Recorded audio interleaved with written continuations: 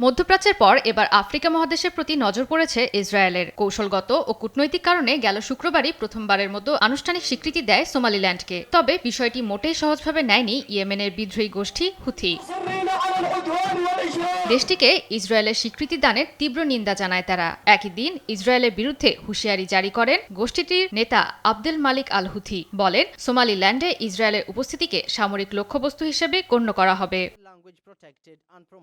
Online ভিত্তিক বিদ্রোহী গণমাধ্যমে প্রকাশিত বিবৃতিতে বলা হয়, ইসরায়েল চাইছে পরিকল্পিতভাবে সোমালিল্যান্ড ও ইয়েমেনে প্রভাব বিস্তার করতে। এই কারণে এখনই প্রয়োজন ইসরায়েলকে রুখে দেয়া, না হলে পুরো অঞ্চলের জন্যই নিরাপত্তা ঝুঁকি সৃষ্টি হবে। আঞ্চলিক বিশ্লেষকদের মতে, ইসরায়েলের উদ্দেশ্য লোহিত সাগরে নিজেদের প্রবেশাধিকার পাকাপোক্ত করা। এজন্য সোমালিল্যান্ডকে স্বীকৃতি দিয়েছে। হুথি বিরোধীদের ওপর আরও সহজে আক্রমণ চালানো এর অন্যতম কারণ।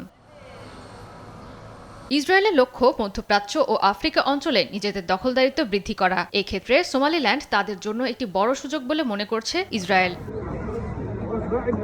জয়া সরকার, নিউজ ডেস্ক, দেশ টিভি।